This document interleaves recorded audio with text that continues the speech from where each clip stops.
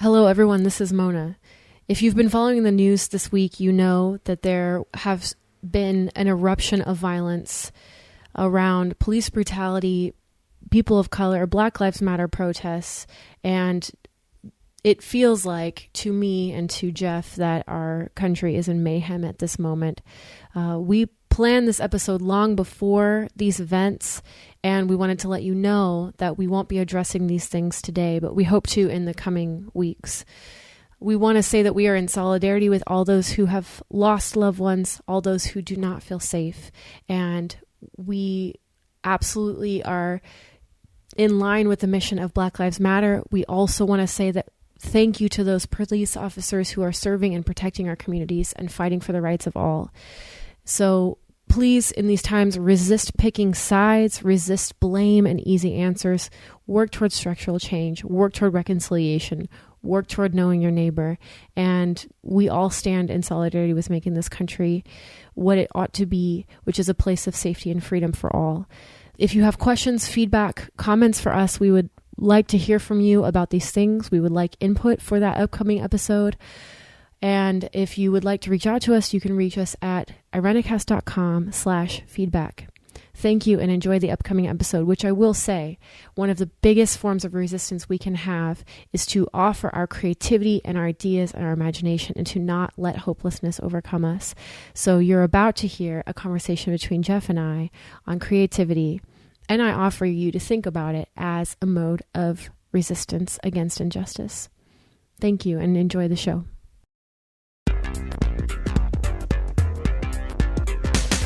Hello, everyone, and welcome to Irenicast. I'm your host, Jeff, and with me, as always, is Mona. We are post-evangelical ministers and theological thinkers grappling with our place in the progressive Christian world. Thank you for joining us for another conversation on faith and culture. This week, as we said at the top of the show, our topic is going to be creativity, and for our segment, we're going to be bringing back good news, bad news. But before we get into our conversation this week, we have a couple announcements here at the top of the show. You'll notice that with me, as always, is Mona, but Alan is not with us this week, or probably for the next couple weeks. He is taking a bit of a sabbatical. As we all know, rest is important.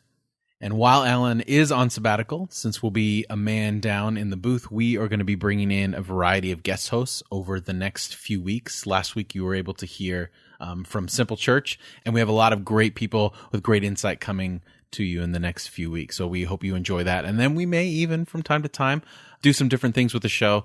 And we are, as usual, always welcome your feedback. Let us know what you think. Submit your ideas, all kinds of different things as we move forward with the show. And then also the book club that we've been announcing a few weeks before this. We didn't have the response we were hoping for, so we're going to postpone it to the fall. And if you want more information on the book that we're doing, go to irenicast.com/book club. So creativity, that's what we want to talk about this week. We thought it would be a good idea to kind of talk about the creative process, especially we've kind of had some heavier episodes over the last few weeks. And I think all of us involved in this podcast, we really enjoy it. And for the most part, it's a refuge for us to be able to kind of get some things off our chest and explore new ideas and have conversations that challenge us and push us forward. And of course, the encouragement that we get from listeners whenever they give us feedback as far as how we've impacted or give them a new perspective. So creativity is an important aspect of what we do. I mean, the time we spend off of these conversations, figuring out what conversations we're going to have, how we want to frame them, what segments we're going to do, is sometimes infuriating, but mostly invigorating, at least for me. It is. It's a good challenge. It takes some energy, it takes some work, but it's a lot of fun. And I think in like a selfish way, there's reasons to stick with this. Not in an ego sense, because I'm not sure that I really know many people who listen personally, but you know, I often, when I'm listening to podcasts, I picture in my head that these folks are like somewhere in like a super swanky sound booth, you know, with like their like professional headsets, like drinking their artisanal coffee.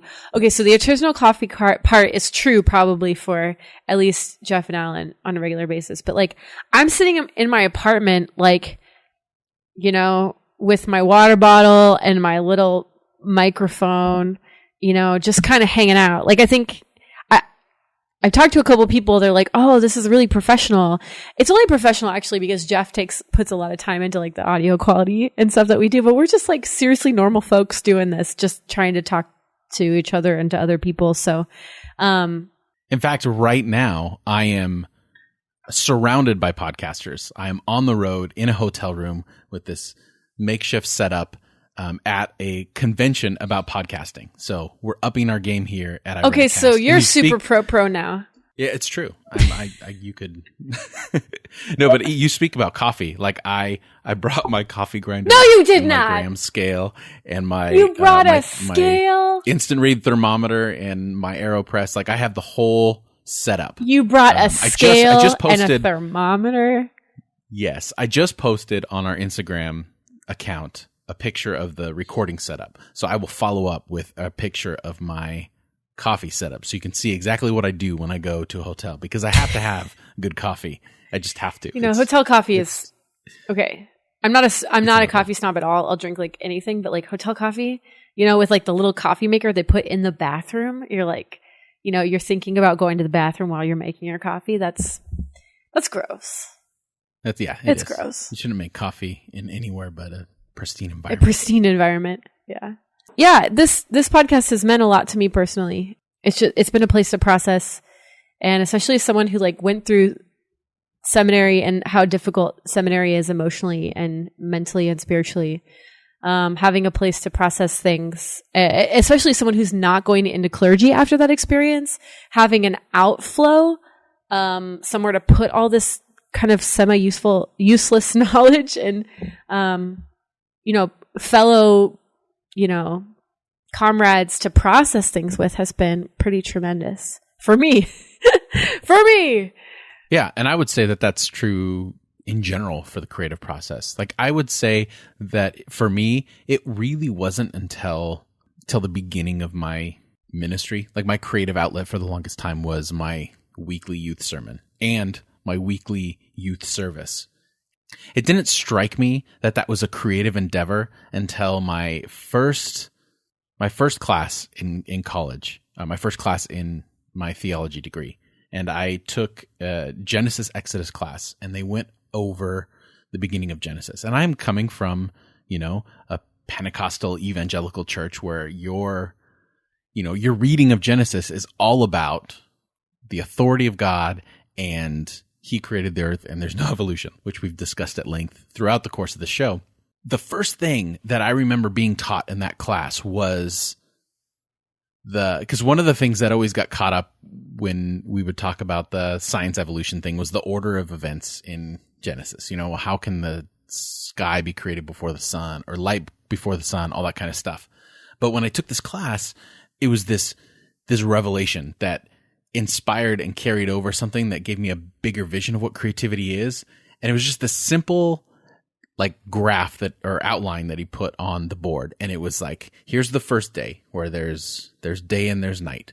And then here's the second day where there's sky and land. And then the third day when there's land and water. I think that's the order. Forgive me if I messed up the order.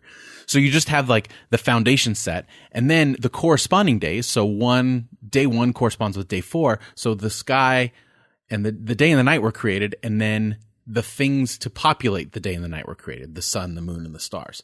The land and the sky were created. And then the corresponding day, the things that populated that. So it was this creative process, and there was a flow and there was an order to it.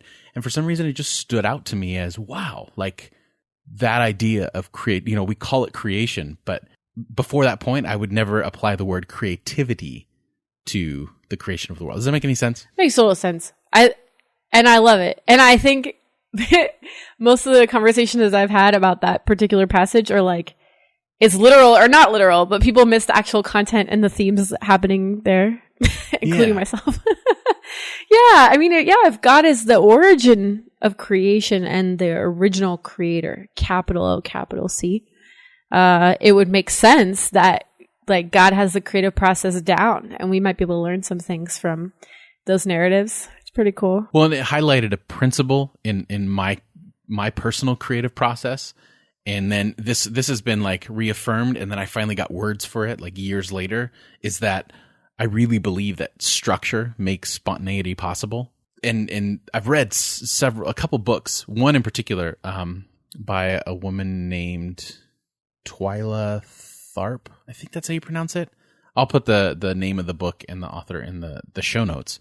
She's actually a ballet dancer in New York, and she talks about her creative process. And a lot of the book is basically like just her talking about her morning routine and how setting a morning routine, a foundation of something familiar, opens the door for her creativity. And I'm a routine person. I stay consistent with a routine, but then I change that routine later and then have a new set of consistency. So it's like this hybrid between changing all the time and having, regular habits. You are so good at that stuff. Like, I've met very few people who are that good at routine and like getting stuff done, but like in a very conscious way. I really admire that about you. Seriously. If I don't have that, I feel like I can't be creative. See, like it stifles. I'm it the for me. total opposite. Routine makes me feel so claustrophobic. Well, can we back up for just a second and just talk about like what creative process even is? Yes. What is it? Why is it important? We live in a culture of like results and goals, like what are your goals? Like there's like a gajillion Instagrams of like fitness goals. Like what have you set your goals today? I find for me, I like what you said about structure facilitating creativity, but a lot of times to me, it feels like structure becomes the point and it's the total opposite of what it means to create. So I guess my question is like, what is creative process itself?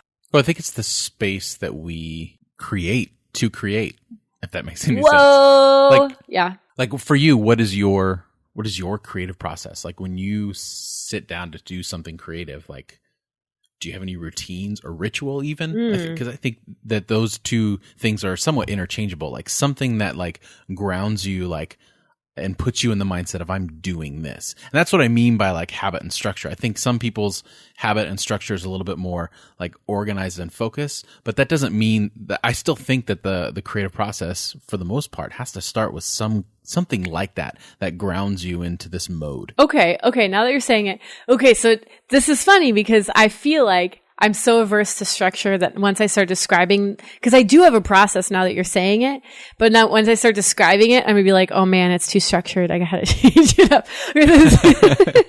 This is typically what happens. So I like to paint, and that I do other creative stuff too. I write music and whatnot, but painting I think is the most tangible thing to talk about in this moment.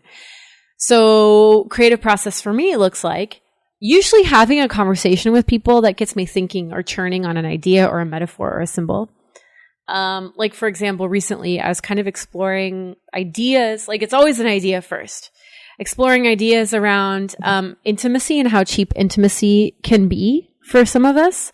And maybe just culturally how cheap intimacy can be. And I thought it would be kind of funny to make a painting of two giant toothbrushes, like brushing each other in a bedroom, like a romantic setting. Just the idea that a lot of people reduce intimacy to something very mundane and almost boring and trivial when it doesn't have to be that way. So I thought it would be kind of ironic to depict, people just brushing each other's teeth, So anyway, I kind of had the concept and then I sketched it out, just write a little sketch. And then I found a canvas and I put the canvas on my easel and I stared at it for maybe like a week. This happens every time. Like, I feel like for me, starting the thing, like actually starting it is like a really ginormous step. Like I have to step over this cavern to start the trip, to start the journey. Once I lay that first brush stroke on, I can just go. But the idea of just starting that first brush stroke is super like intimidating. And it's almost like I have to get to know the canvas. This is going to sound really bizarre, but I have to like get to know the canvas and like its essence and like get familiar with it and it's like spatially, to be able to start working with it. But I have to tell you, the first time I touched oil paint to canvas, it was like a portal opened into another dimension. And I felt like an epiphany of light, like fill my being. I don't know. Yeah. Sometimes you just have a thing that you just connect with on a really visceral level. And for me, that was paint. It just, something clicked. And so, whenever I do get to the point where I touch that first brush stroke, I kind of like go, like, it's just so exciting to start that process. So I have the idea, I sketch it, I stare for a very long time, and then I start working. And I like to paint in a method that's called alla prima, which is an Italian word, means one sitting, basically. I don't have a lot of patience for process, so for me it's like kind of liberating to be like, okay, I can finish this in one sitting. So I'll paint for a couple of hours and then try to finish the painting in that time, because and I want to get to a point where I can work on it over a series of days, because most people who get really good at painting, like, you have to chunk it up into multiple sittings, because it's just not possible to do it in one sitting. But for me, that's what works now, and I'm a baby painter, so that's what I do. So yeah, so that the very last step, and this is maybe kind of a cool metaphor for what we're talking about. So you get all the big chunks of color. It's called blocking on the page. Then you sketch it, you get the chunks of color, then you start working on detail. And then at the very end, usually you do your extreme. So you do your lightest lights and your darkest darks to like highlight and contrast and like bring out and make that thing jump off the page. But that's not till the very end. So like a lot of times you'll be in the middle of a painting, you'll be like, this looks like crap. This just looks like blobs. I don't know what I'm doing. You know, there's a whole process of doubt that goes into that. So at the very end, sometimes it'll pop, and sometimes it doesn't even pop then. It's like, I heard a painter say this who paints really, really realistic stuff. Like if you're looking at a mug, he'll paint the mug like exactly like a photo. And he was saying, oh, I was watching a video of him painting, and he said something like, oh, it almost jumped out to me. I never see the illusion. Other people can see it, but I never see it. Because like the painter can see every single brushstroke and every single decision they made through that whole process. And almost always, they don't see the illusion or the magical, the eye tricks that other people see. Like they never see the magic eye. They only see the shapes. So that's fascinating. And that was the guy who painted super lifelike stuff. Like for people who paint, you know, like Van Gogh or like Picasso or super abstract stuff, Pollock or whatever, like the painter almost never experiences the magic that other people experience. So I think that's something to be said about creative process too. It's like sometimes you might be giving a gift that you yourself will never be able to fully appreciate. Yeah. Yeah. So when you create, are you creating for yourself? Like, or do you have in mind how people will benefit from your creation? I think I mostly create for myself. I mean, it's a really different thing to paint or to create for money. To me, that changes really fundamentally the process, because it changes your voice. It changes who you do it for. For me, I paint for me, and I hope that other people get a kick out of it or it makes them think. But I think for me, I have to be thrilled with what I'm doing, even if I don't see the magic of it totally. Like I want to be proud of like what comes out of my soul, but I'm also not trying to make a living off of it. And I have the benefit of having other means of making a living. So I don't have that pressure. For sure. So there's kind of freedom in that, I guess, too.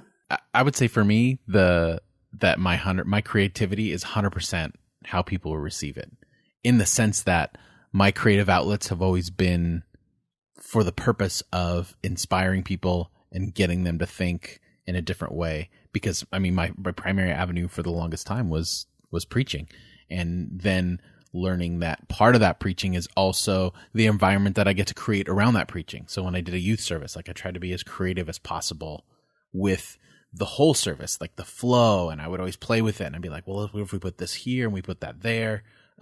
There's one of the things that I miss the most about my church experience is we mentioned it last week. I'm pretty sure it was mentioned last week on the podcast about because we were talking about the altar call and how I really resonated with that idea of like, I miss the altar call. I miss some kind of response, something that you can do in connection with what you may be feeling in that moment. And one of the things that I remember incorporating from my youth was when I was a kid, I loved, the WWF or the WWE. And one of the things that always like got me going was like when you hear that wrestler's music, like they're going to come out. So you're looking around on the TV, like which way are they going to come and all that kind of stuff. And I incorporated that idea into our youth service to create anticipation, and then also to create familiar. to create a familiar sense of habit for them. So like when they heard each part of the service was divided into segments. So when they hear the music, they know which leader or which student was going to come up to do that part of the service. And it created this atmosphere that I thought really, heightened what the words were. So it expanded from what the words I was saying to being my creative endeavor into the whole creating the space for that. So it sounds like it was like a super embodied, like almost subconscious level you're working with the creativity and the experience of what those kids got to have every week based on how you designed it. That's awesome. I loved it. And that's the one thing that I loved about that was the ability to be flexible with the church structure and worship structure. We've talked about that before. But now it's like with the podcast, like what can we do to help kind of create a place where people are inspired and encouraged and, pushed to think a little bit more as a result of the things that we've done. And I think that that's kind of the motivation that we have here. And you talk about that idea of like waiting forever to start. I remember when we started this podcast, I emailed you maybe a year and a half before I emailed you again a year and a half later saying, okay, remember that idea? Yeah. Yep. Yeah. So it was this long like process because for me, it's that before I take that step into creating the thing, I feel like I have to learn as much as I can about it. So when I actually step into it, the action part is second nature so that I can put all my effort into the creativity part. That's really cool. And what you're describing to me, it sounds like with the things that we do, and this is kind of interesting where maybe the attitude or the language that you use really matters in this way because, you're talking about describing a youth service like, sure, you're going to plan it and you're going to plan it with excellence, but it's another level and another maybe beast altogether to craft it and to play with it. You can do something with excellence and you can do it so well and it can be seamless and flawless, but you could still not quite be crafting it like you were describing and playing. Yeah. It's that line between like creativity and something that's polished. We have a tendency to use that terminology to something that's really slick and has all the parts to it, but it doesn't have that intangible it factor to it. It doesn't have soul. Yeah. Yeah. It doesn't have heart and soul. I mean, I think that's what it comes down to for me. And I recently read an interesting article, something to the effect of like messy hospitality or like, hospitality is not polished of like people coming back to the value of like, okay, you can entertain your friends and you can wow them and you can impress them with like gourmet food and a pristine house. But do people really feel invited in? Do they really feel like they get to know you? Do they really feel comfortable? Do they really feel inspired in your presence in that scenario? No, they'll feel impressed, but they won't feel intimacy. They won't feel like familial love, So, and I think to me, that's where it becomes an art. Like it might not be perfect. And that might be part of the point of it to remind us that's not what we're here for is perfection. We're here for heart and we're here for soul. Yeah. Yeah. I mean, otherwise, I don't know. What's the point? What's the point? I agree with you. So, okay. So let me ask you, I've had this conversation with multiple people, as someone who like dabbles in music and arts and stuff like that, it'd be like, when I have conversations about people, a lot of times people in these conversations will kind of, make the conversation self-referential to the degree that they'll say things like, well, oh, you're creative, but I'm not. Like you're a creative person that they'll like throw that identity onto me because I try stuff. But they have labeled themselves as non-creative. So whenever, I'm showing them painting or something like that, it becomes more about them and what they cannot do or what they have yet to try or won't try because they're afraid. And I get so frustrated with that because I honestly don't think I have exceptional talent. I just try things. And I wish everybody would try things. Like, so do you consider yourself a creative person? Do you think that's an important identity to own? Or is it more just about like practicing creativity and being creative? I think too many times we mistake creativity with talent. And that's where I think people get hung up. Where if you have a talent for something, that doesn't necessarily mean you're not creative for it. Like some of the best things that have been created, like think in terms of like a writer who writes a show. They could never act the show that they're writing. They could never direct it. They have this particular skill that when put into motion has this way to flourish, and then it brings other people's talent in. But overall, it's the creativity of it. And I think too many times we marry talent and creativity. And I think I would consider myself a creative person. Do I always consider myself a talented person? Not necessarily. But I think that we can separate those things, and they can be exclusive, because if we're talking about creativity, basically I think that all creativity is an exercise in reflection, in the sense that whatever you're creating, if we're talking about the heart and soul of it, it's coming from some experience, some feeling, and it's a way of expressing that or reflecting on that and giving new meaning to it, or giving some kind of meaning to it that is a little bit more tangible. Yeah, absolutely. And that doesn't take a special person. That takes like normal people do that. Average, like very average people. Everybody does. Everybody does that. And I like what you said about talent. And it makes me think too that like actually talent really has to be cultivated by practice. Like some people, Yeah. Take the most talented person you've ever met. Like they might have a natural sort of propensity toward it, but if they didn't practice their butt off, they wouldn't be talented. They would just kind of have a natural gift. Like natural gift becomes talent with work, So to just sit there and complain like, oh, I'm not talented. Well, have you worked at it? No. So you're never even going to be close to being talented because you don't even try. Like you don't even take the first step to try.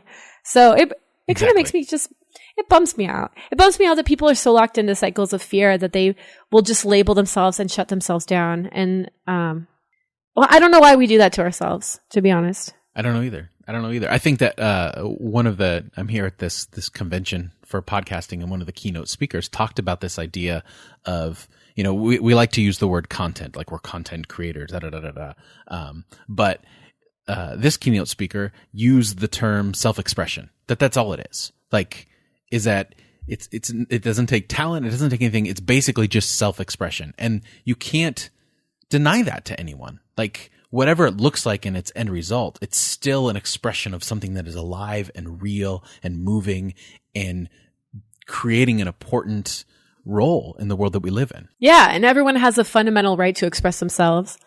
I've heard a lot of criticism in the other direction of like, oh, we live in this culture where everyone's got to have an opinion.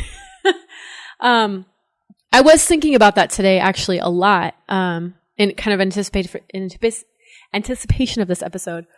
Like, I think about myself often like, oh, I want to leave a mark on the world. I want to, be known for something, or I want to do something. And I know that's a really old, probably naturally human impulse, but we also live in a day and age where we have an unprecedented ability to leave a mark, like digitally, or we cultivate public images like way more than other points of history, right? So maybe this like inclination to be sort of exceptional, or not even like famous or wealthy or infamous. It's more just kind of this like, I want to be known for something. I want to be special for something.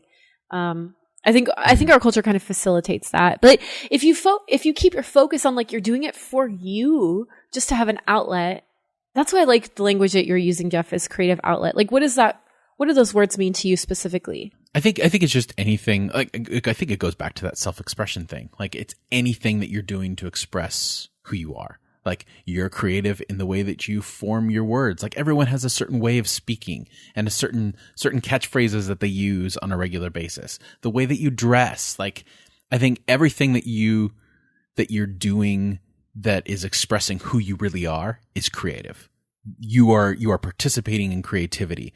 And I think that anytime you're even like if you're cultivating something that's hiding who you are, it's still connected to the fact that you are aware of a certain aspect of you, and you're creating and you're cultivating this thing to distract people from where you are. You know what I mean? Yeah. Like it's almost undeniable. And I think that with the mediums that we have, like right now, podcasting, like there's this avenue in particular, like no one can, and this is another thing that the speaker was talking about today, was that nothing can stop you from doing this. Like you can't, if you make a TV show, if you want to get it on the main television network, there are barriers, and there are people who are going to say, no, this is not good enough. This isn't this isn't that.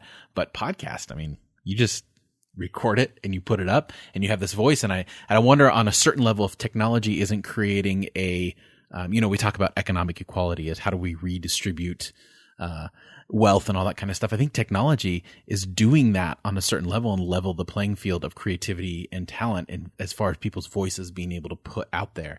I think it was like last year, there was only one album that went platinum as far as album sales. I know that has to do with technology, but also has to do with that there's so much stuff out there that no one person is going to dominate that space anymore as far as people's attention, and that no one be able to, have like the sales that Michael Jackson at the height of the 80s, with his album. But now there's a more level playing field where you have 100,000 followers over here and someone else has 100,000 followers. And it's this idea of like a creative playing field where it's level. Man, I look forward to the day when we look back at like this age, 50 years down the road or whatever, and just see the immense liberation that took place with just the internet. Like when the internet started, like how are the history books going to describe this? Yeah. Like you're saying, like it's like we are venturing out in the new Wild West. Here we go. Like you're saying, no one's going to stop us. It's pretty crazy to like be out in this kind of space and just kind of put stuff out there and just see what works. Yeah. And you don't like, what have you lost? Nothing. Like maybe a little bit of time, but you've gained a way to express yourself and to put your creativity out there. And, if you're listening right now and you've already said you're not creative, that is bullcrap. You are. Like everyone is. Yeah. They have to be. Yeah. I'm still thinking about the creative outlet thing. And I think, so maybe, do you think everyone needs a creative outlet? And I'm thinking about a friend of mine. Mariama, we had her on the show early on, talking about, issues of race and stuff like that. She was wonderful. Go back and listen to that interview. It's great. And she was telling me about these youth trips that they used to take, I think in Brazil. And they would tell the kids, I love this so much. They would tell the kids, okay, we're going to go to like a kind of a rougher neighborhood. I want you to go find where someone had cultivated beauty. Just go find something, snap a picture of it, whatever, come back and report. So the kids went out for a while and then came back. And amidst this really rough neighborhood where there wasn't a lot, like infrastructure wise, there's not a lot of like public money or tax money being dedicated to making this space beautiful or this neighborhood beautiful. The kids came back and they're like, you know what? We found this tiny plot, like a 4-foot plot where someone had planted flowers and it was very evident that someone like really cared about these flowers. Or there was another apartment where someone had hung their laundry in rainbow color, and like those tiny things that made the neighborhood more beautiful. And so then what the team did, I think if I remember correctly, is the kids or the people, the volunteers, went and talked to the neighbors and said, hey, what can we do more? How can we do more of that? So they ended up painting murals and they ended up cleaning up trash and they ended up, taking those little seeds of creativity that people had done just because, like just to do it, just to bring beauty into their world, and like expounding on those seeds and multiplying them and making that whole neighborhood feel more hopeful. And I've seen that with community gardens, people taking like areas of, just empty trash filled lots and just planting some things and just caring about it. And then pretty soon the neighbors start coming and saying, hey, what are you guys doing? And then they actually get to know each other, and then they actually create something beautiful together. And, it can make the whole neighborhood, gather around something important and meaningful. So it might seem like hanging your laundry in rainbow colors isn't important, but actually it really matters. It really can start something. It really can inspire other people. So I love that so much. And I think about that particular thing often when it comes to creativity. It's like, yeah, I might do my thing for myself. I might express myself for myself, but it does affect other people because I'm interconnected with other people. And it creates a connection. Like even, you're talking about sending these kids out to discover something creative, but just in the very act of the thing that they choose is an expression of their own creativity, something that drew to them. That is, that someone else's self-expression gave words for another person's. I love that. Because like you're talking about that, there was this idea that I never got to fully cultivate in youth ministry. But, a lot of youth ministry was talking or at students, do this. And it was providing stuff for students. But I think maybe we'd have a lot less depression and mental health issues outside of like real clinical ones. But I'm talking about anyway.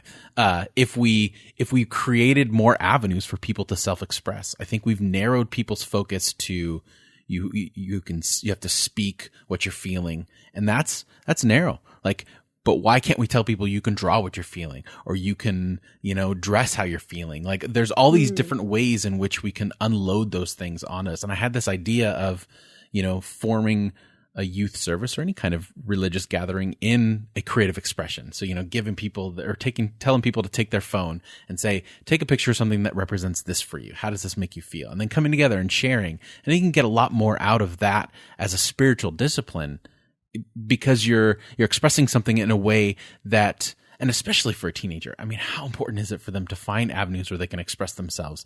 Because when we narrow their view of how they can express themselves, then, that's where you can run into some dangerous decisions early on and all that kind of stuff. Anyway, that's the youth pastor in me. Absolutely, though. No, people need to feel heard. That's super important. Yeah.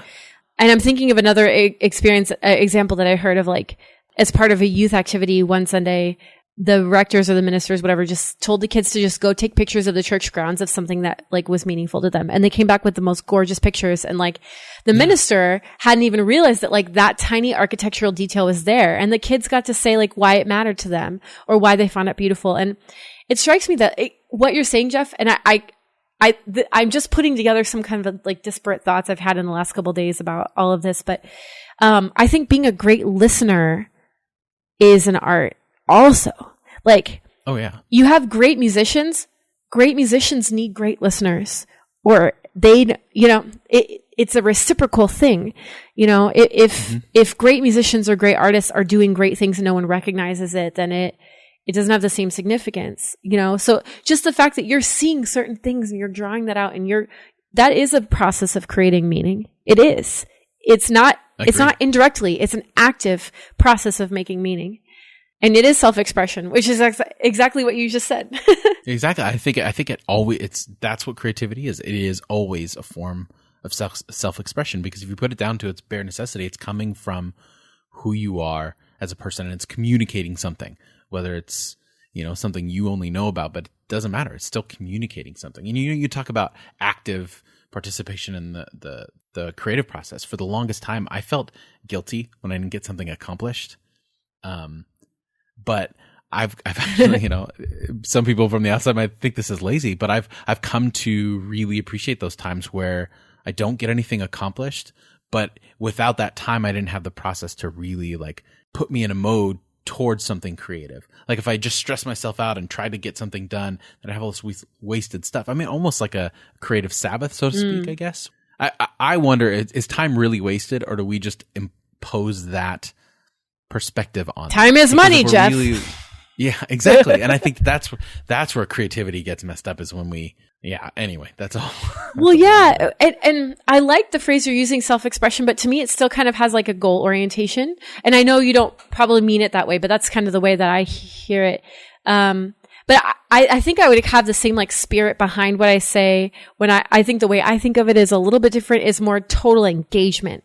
Like if I'm totally engrossed or engaged in the present moment, and I'm feeling what I'm feeling, and I'm listening to what I'm listening, and I'm making what I'm making, like maybe that's where the process comes in. It's like not thinking about the future, not thinking about what needs to be done, but being completely and utterly present with what you're doing and who you're with.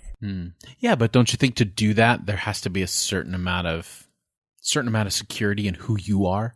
Like how many times in certain situations are you totally excited about it, but then you have this other side of you that denies yourself the expression of that excitement? I think that when I think about like being secure in who I am, like I'm a relatively confident person, but I think if I waited to be secure in who I am to actually do stuff and to be creative and to take initiative, I would wait forever.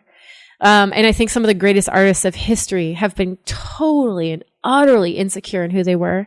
And actually they've created and expressed out of the pain of not knowing or being frustrated with who they were. Like Van Gogh if you ever just read the story of Van Gogh's life, that guy, had a lot of issues, and he had this dream to form an artistic community, and he invited some artists to come form it, and only one person came.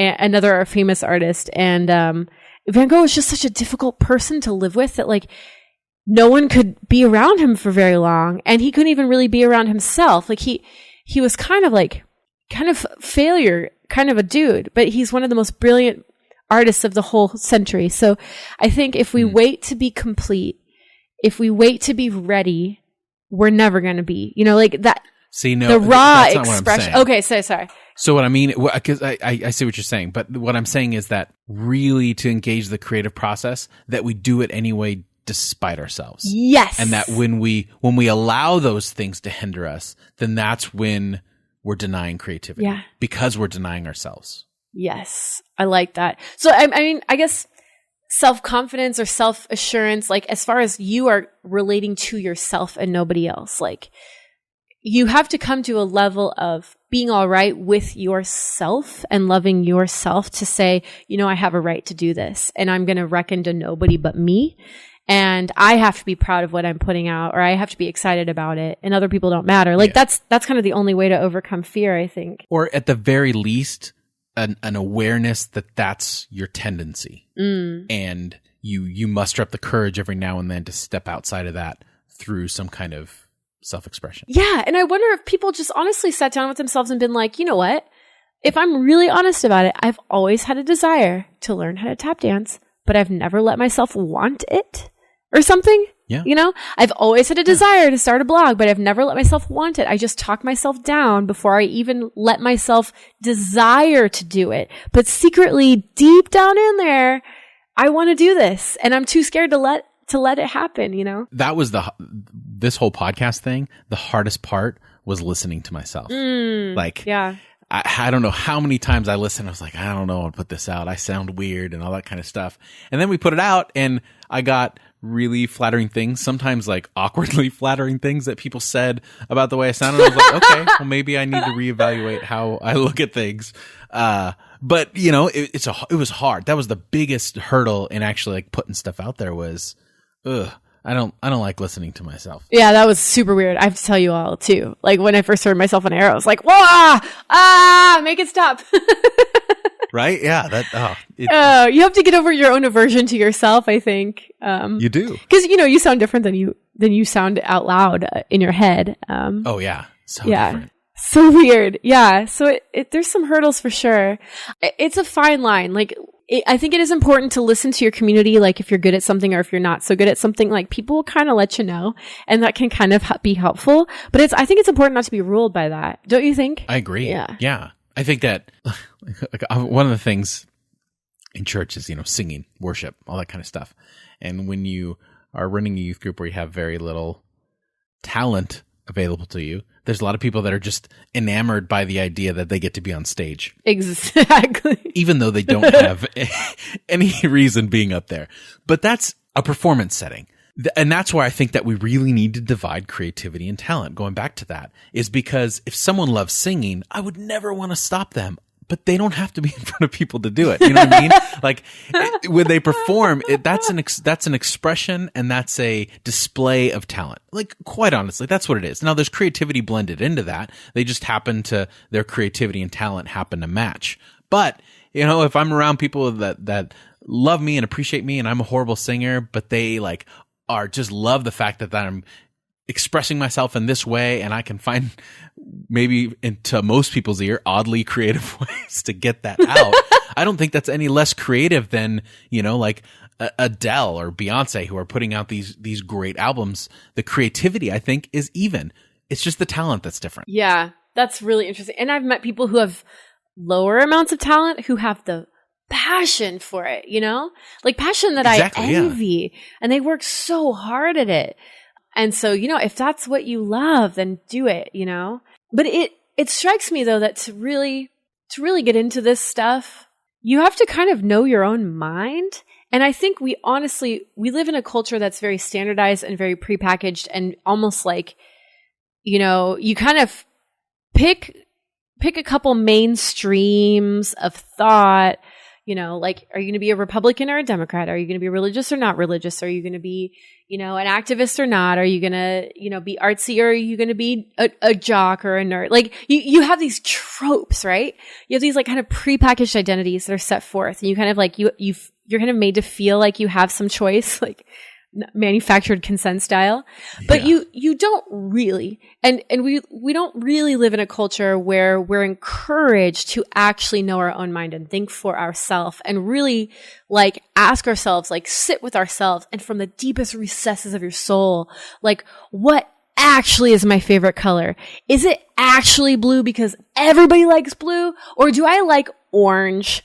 And nobody likes orange, and I may be weird for liking orange, but I like orange. I like it, and I'm going to put it in every single painting that I make because it's what I like, and it's what I think. And I honestly don't think a lot of us really know that stuff. I think so. But I think that the flip side of that coin is that despite the fact that our overall culture seems to be more and more uniform, I feel like at the very least we may not have more, they may have always been there, but at least we have access to more subcultures than ever, to be able to divide that out where people can find their niche and at least on one level have a little bit more of an ununiformed yay the internet interaction with the world. The internet is victorious once again. and I love that how the internet is becoming more in areas, people are now setting up groups in local areas, and how like I feel like the trend that, and this is just personal theory, but it feels like the trend of the internet is kind of coming full circle again, where now instead of the internet being the community, the internet is more and more becoming a way to facilitate community. I mean, look at things like ride sharing, Uber and Airbnb. Like, these are ways in which the internet is used to bring people together that never would have been together. Although there's some serious issues with all of those.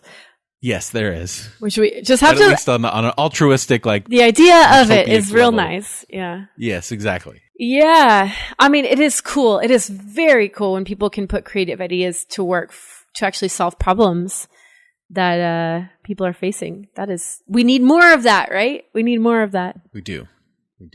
All right. Any last thoughts about creativity? Go try things. Just go try them. Go start a podcast. Go do it. I hope you're more successful than us. We're not even that successful. We just like to talk and we have fun. Yeah. And we honestly, we're glad that people join us, but we do this for us too. Like, it comes from our heart. And I hope that you hear that heart coming through, because otherwise what's the point of doing this? We would just be talking, and that would be a waste of time. So, go try things. And honestly, I have to say Jeff has inspired me in this in particular, because Jeff has really made this show happen, as like the producer of the show. And I've learned a lot, Jeff, just working with you. And I was going to say for you, but I don't work for you. Screw that. No, you don't. I would, though. You have such issues with authority. We both do. I know. We do. I would, though. I would say this to very few people. I would work for you. That's high praise. I know you would hear that. I know you would. But just doing something despite your fear, despite whatever voice in your head is, whatever. And realize that you are creative by nature. You have a human right to be creative. You have a human right to try things, unusual things. Just, you got your own little thumbprint, and it's precious. Go be it. and I would echo that. Like, you are creative, period. There's no qualifications for that. You are creative, and it's just a matter of embracing that and discovering ways in which you are already creative that you've blinded yourself to. And I think it's just so important, because I think there's a lot of freedom in that. I think in general, I am a very reserved person. Like, it takes me a while. Yep. Like if I'm in a group with new people, I'm just kind of observing, I'm not putting myself out there in any way. It's just how I am. So I think for me, that's why really acknowledging the places where I can be creative is important for me, because these are ways that I can put myself out there. Some more or less subtle than others, but that's I think it's a freeing thing to give my voice out there, and You are creative. So let us know what you think. If you have anything to add to this conversation, or heck, share with us your I was just going to say that. Yeah. Yes. Hey, if you do a new creative thing, like email us or Facebook us and tell us what you did. We want to hear about it. Yeah. Or comment the show notes at irenicast.com/71. All the ways to get a hold of us are at irenicast.com/feedback. Send us your creative process. And if we get enough, I think if we get enough responses, like we would love to, put that out there in a way, like here are ways in which people are creative. And if you don't we'll know, read them on air go to or something. Yeah, exactly. Or if you have a mic on your laptop, you can record a message and it'll go right to us. On the feedback page, there's this little icon that says record feedback, and you can just say it and we'll put it on air. We really, really like when people do that. It's so fun. We're like, oh my God, we got a message. It's so exciting. Yeah, it's great. So there's all kinds of ways to get a hold of us. We would love to hear from you. So on the other side of the music, we will be participating in a segment called Good News, Bad News.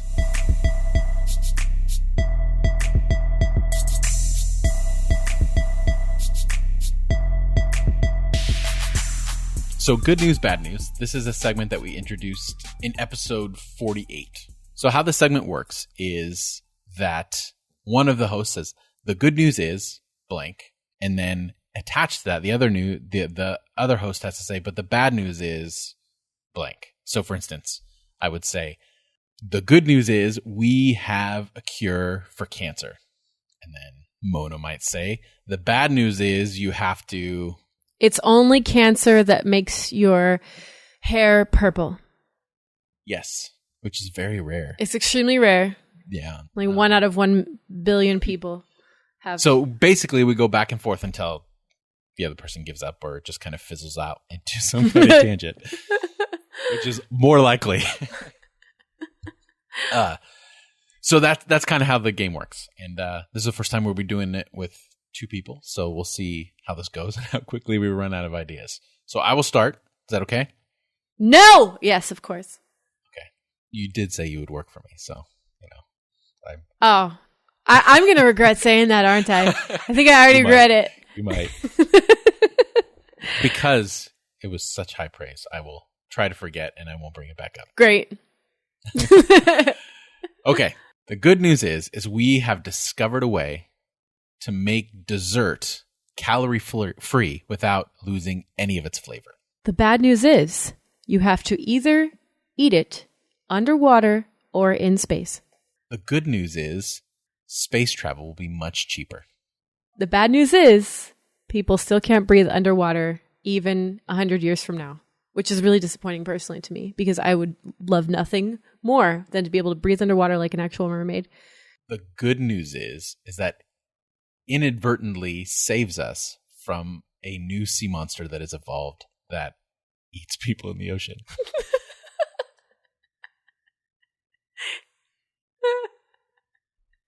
We started the segment saying we weren't going to talk about Donald Trump, but that's all I can think about is that the sea monster look exactly like Donald Trump.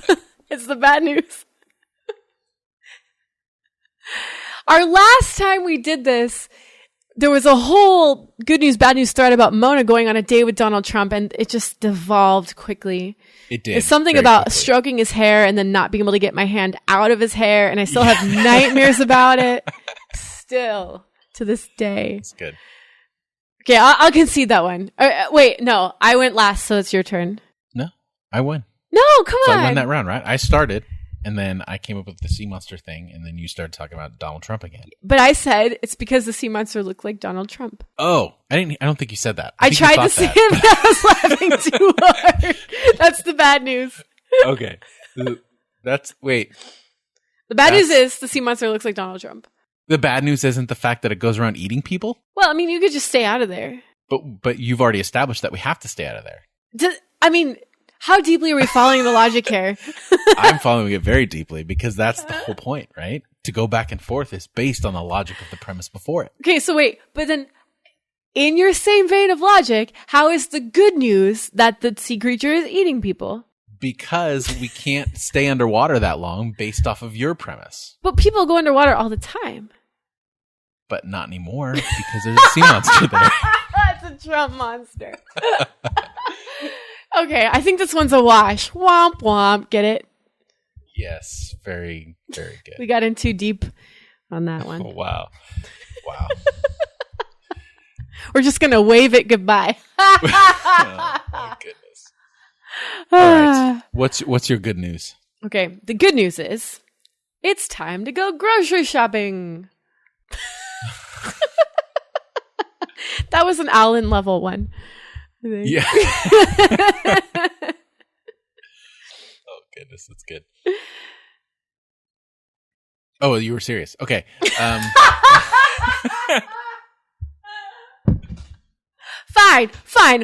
I'll rephrase it. The good news is someone gave you a hovercraft. That's hard to think bad news about. I know. I'm making this real difficult for you. The bad news is you can't fit in it. The good news is you have pet hamsters that can, and it's so cute. The bad news is you failed to train your hamsters on how to drive. But the good news is that you dress them up just like the Jetsons characters. I think I pulled this one the last time. But the bad news is you dress them up like the Jetsons. No, come on. Okay. That's weird. Good news. The bad news is they have no concept of the future, so they can't appreciate it. Oh, man. The good news is that I'm out of ideas. I hate losing. Fine. I was going to say they went to the grocery store. That would have been hilarious.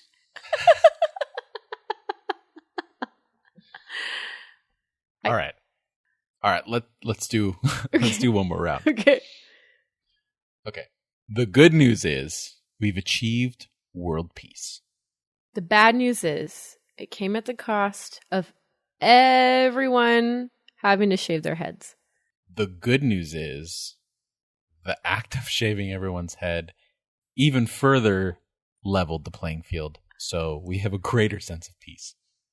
The bad news is that everyone who has a real flat bald head automatically gets their status lowered in society. I have a real flat head, so it's something I've thought about extensively. Oh. It's just flat back there. I don't know what happened. I was going to say, the good news is we've discovered that people with flat heads have no soul.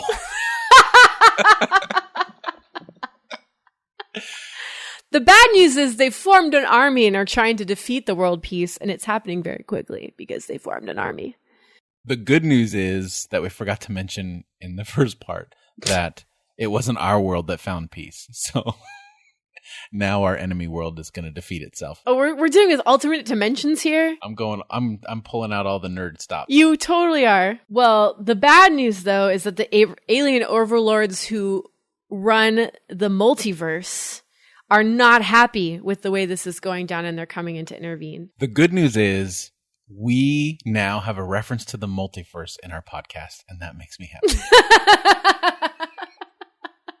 How am I supposed to come back from that? That was the cheapest shot yet. I know. That's why I win. The bad news is that was so freaking nerdy that you took a cheap shot in your reference to my reference about the multiverse. The good news is that I was able to facilitate something that we don't have often on the show, which is a nice disagreement and argument. The bad news is that we're arguing and people are crying right now. You just made people cry. Conflict. Scary. Ah! The good news is we're not going to the grocery store. But the bad news is we're not going to the grocery store. Can't do that. I already tried that, and you said that doesn't work. I'm defeated by my own game. And so we see how quickly this. Yeah, I've lost every time. What the heck? It's okay. I'm just a very creative person. I think this is getting a little too meta. I think we're referencing our references. No, not possible. Not possible. Okay. The good news is you have finally written your first book. The bad news is it's a bestseller amongst white supremacists. Oh no, that's horrible. It is. That's horrible.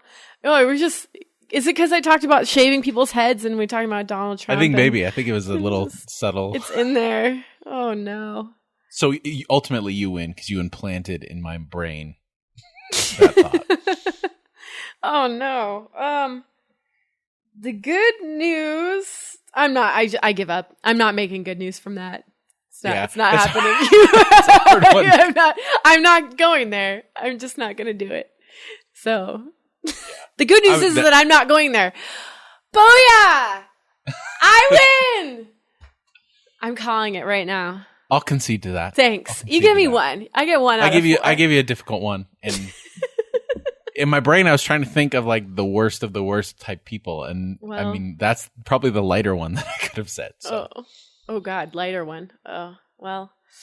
Lesson learned. I'll never write a book. Oh, this got silly quickly. Where is Alan? Alan, we miss you. He'll be back. He'll be back, guys. He'll be back. Yeah. All right. Well, I think that'll do it for us this week, because any longer, then we're just going to completely derail not just this episode, but perhaps the whole show. So if you enjoy what you hear and you want to hear more, go to irenicast.com, and there you can find all the ways to contact us, support us, and all that kind of stuff, especially ratings and reviews on iTunes or whatever platform you're listening on. Those really help the show and help people find it. So for this week, I'm Jeff. I'm Mona. Thanks for joining the conversation. That's good. I think it was pretty good. Yeah. You know what? I know we want to make sure that